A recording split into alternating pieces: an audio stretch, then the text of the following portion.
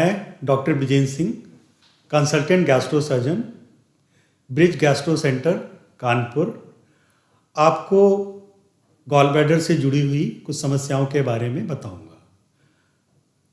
आपको जानकर कभी कभी यह जानने की इच्छा होती है कि गॉल ब्लैडर के स्टोन्स में गॉल ब्लैडर क्यों निकाल दिया जाता है, केवल स्टोन ही क्यों नहीं निकाला जाता।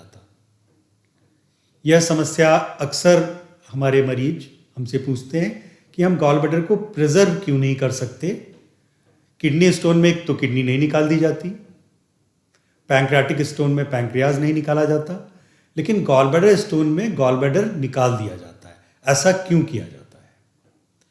तो यहाँ पर यह समझना आवश्यक है कि इन अन्य अंगों के कंपैरिजन में गॉल ब्लैडर एक तो हमारे शरीर के लिए ज़रूरी अंग नहीं है।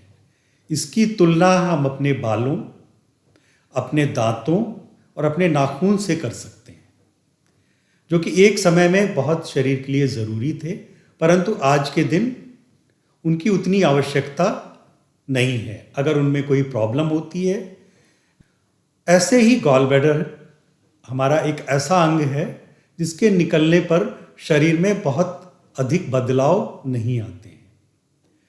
दूसरी तरफ हमें यह भी समझना ज़रूरी है कि अगर हम केवल स्टोन निकालें तो क्या होगा। देखा यह गया है कि स्टोन आम तौर पर अगर हम केवल गॉल ब्लैडर से स्टोन हटाते हैं तो तकरीबन 6 महीने से साल भर के अंदर यह दोबारा आ जाते हैं।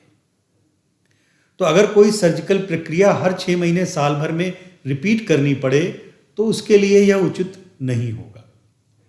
और दूसरी एक समस्या और है कि अगर हम गॉल ब्लैडर को ना हटाएं तो जहां हम रहते हैं इसको गंगा जमुना का दोआबा कहा जाता है। यहाँ पर गॉल ब्लैडर का कैंसर एक बहुत ही कॉमन कैंसर है और देखा यह गया है कि जिनको भी गॉल ब्लैडर का कैंसर होता है उनमें से तकरीबन 95% लोगों में स्टोन ज़रूर होते हैं।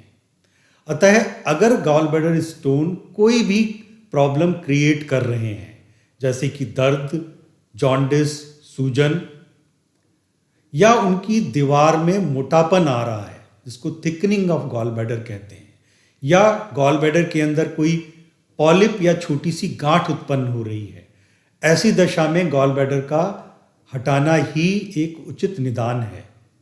धन्यवाद।